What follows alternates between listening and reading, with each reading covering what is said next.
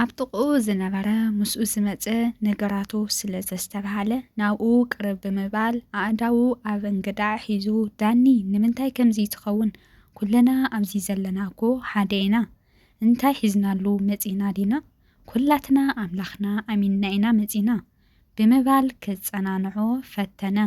ኣብዚ መኽዝን ሰሙኖም ገይሮም ጥምየት ኣሎ ማይ እውን ብዙሕ ኣይኮነን ምስኡ ከዓ ማህረምቲ ሓዊሶም ክፈሉ ክብልዎምን ከፈራርሕዎምን ጀመሩ።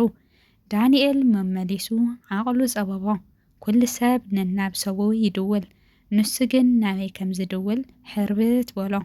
እታ ሓንቲ ዘላቶ ኣዲኡ እያ ናብኣ ምድዋል ግን ድፍረት ሰኣነ መመሊሱ ተቐበለኒ ገለ ፍትሐውን እንተ ኣምፃለይ ብምባል ናብቲ ኣጆኻ ሰላምታ ይረሳኺ ናይ ህው ላይፍ ቻነል ተኸታተልቲ ዝኾንኩም ከመይ ኣለኹም ደሕና ዲኹም? ኣነ ሰላም እየ እግዚኣብሔር ይመስገን። ከምቲ ኣነ ሰላም ዘለኹ ንስኹም ደበቢ ዘለኹሞ ሰላም ክትኮንለይ ናይ ኩሉ ግዜ ትምኒተይ እዩ። ናይዚ ቻነል ቤተሰብ ዝኾንኩም ከምቲ ናይ ወትሩ ምትብባዕኹም ኣይፈለየኒ ነትገብርለይ ምብርታዕ ደሞ ኣዝየ እየ ዘመስግን። ናይዚ ቻነል ሓደሽቲ ዝኾንኩም ግን ላይክ ሳብስክራይብ ብምግባር ቤተሰብ ኩኑ ክብለኩም ፈቱ ክብራት ኣሕዋተይ እና ሎማዓንቲ ብሓድሽ ትሕዝቶ እየ መፂእኩም እኒኹ። እቲ ትሕዝቶ ድማ ኣብ ዝሓለፈ ከም ዝፍለጥ ካብ ቀዳማይ ክሳዕ ታሽዓይ ክፋል ተኸታታሊት ዛንታ ድልየተይ ኣይነበረን ሒዘልኩም ይቐርብ ነይረ እኒሆ። ሎሚ ድማ ብሃንቀውታ ትፅበይዋ ተኸታታሊት ዛንታ ድልየተይ ኣይነበረን 10ይ ክፋል ሒዘልኩም ቀሪበ ኣለኹ። ናብኣ ከብለኩም እየ ክሳዕ መጨረሻ ሓቢርኩምኒ ፅንሑ። ተኸታታሊት ዛንታ ድልየተይ ኣይነበረን 10ይ ክፋል። ኣብ ዝሓለፈ ክፋል ጉዕዞ ካብ ሱዳን ተበጊሶም ሳራ ብክንደይ ጥምየትን ፅምእን ማይን ግፍዕን ኣብ ኩፍራ ዝበሃል መኽዘን ከም ዝበፅሑ ርኢና ነርና። ዝቕፅል ክፋል ድማ ነዚ ይመስል።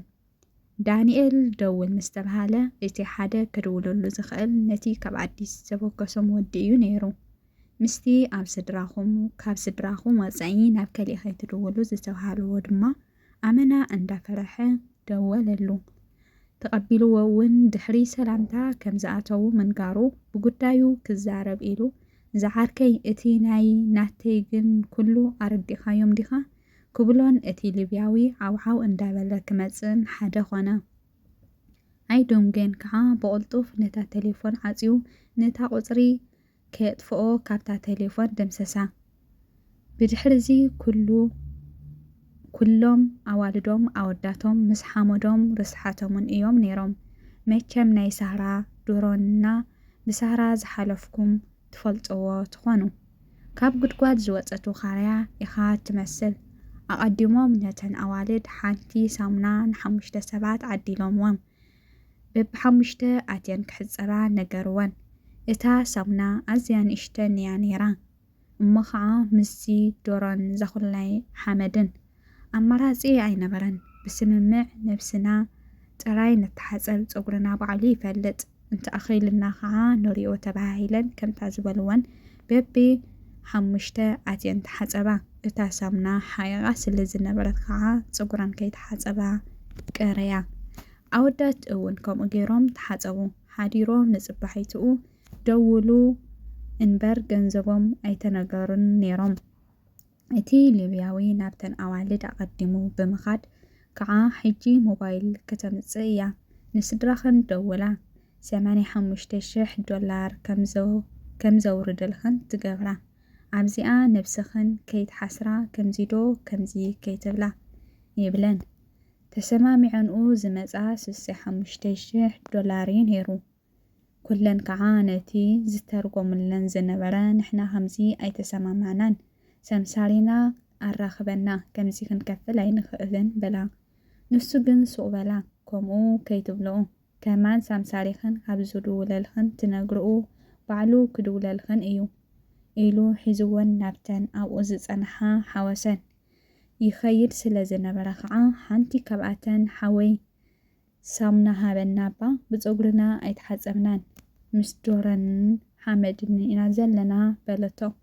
ወላ ደኣ ይንገሮ ግን እዝኒ ኣይሃበንን ገዲፍዎን ናብቶም ኣወዳት ከደ ናብቶም ኣወዳት ምስ ከደ እውን ልክዕ ከምታ ናታተን ብምፍርራሕ ዝተሓወሰ $85,000 ክኸፍሉ ምዃኖም ንገሮም በሎ።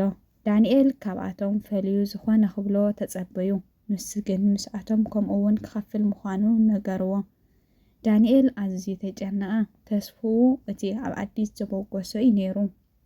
ንዕኡ ኣሚኑ እዩ ወፂኡ።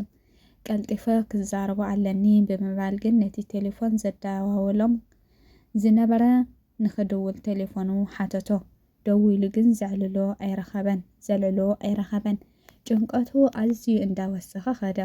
ቴሌፎን ናብ ዋናኣ ድሕሪ ምምላስ ከዓ ኣብ ሓደ ፀግዒ ኮይኑ ኮፍ ኢሉ ሄኖክ ንምንታይ ኩሉ ነጊረዮም እየ ናትካ ውዱ እዩ እንዳበልካ ምሽ ኣብዚ ኣብፂሕኻኒ ኣበይ ኣሎ ደኣ ዝተወደ እዚ ኩሉ ፀገማተይ እንዳፈለጥካስ ምስ ነብሱ ክበኣስ ጀመረ።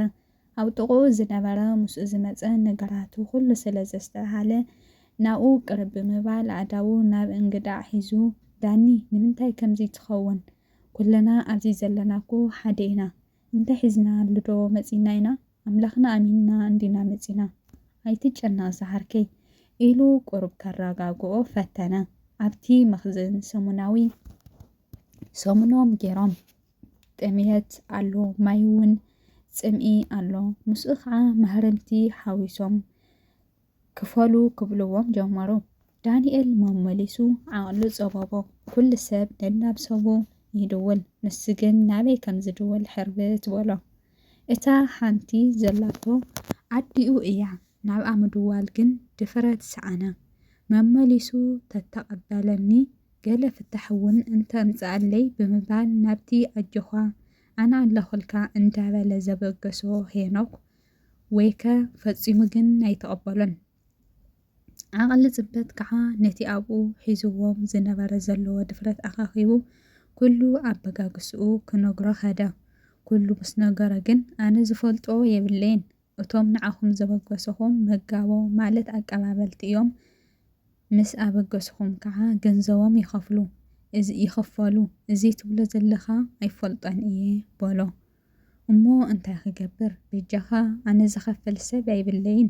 ከም ገለ ጌርካ ምስኡ ክራኸብ ሓግዘኒ ምስ በሎ ከዓ ኣብ ብዝበለ ድምፂ ኣይፍልጥን ከም ሰብካ ትኸፍል ናብኡ ገጽካ እውን ከይትድውል ነብስኻ ከይትሕስር ያላ ኺድ እቶ በሎ ብኢዱ እንዳደፍአ።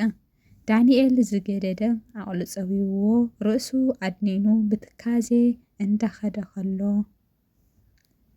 11 ክፋል ይቐፅል።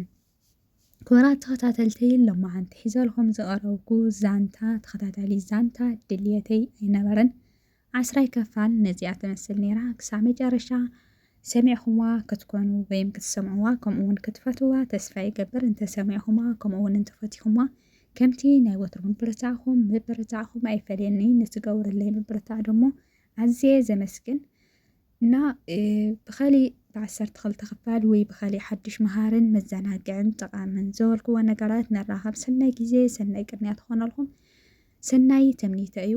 ላይክ ሸር ምግባር ኣይትርስዑ። ሃናፂ ርእይቶኹም እውን ኣይፈልየኒ።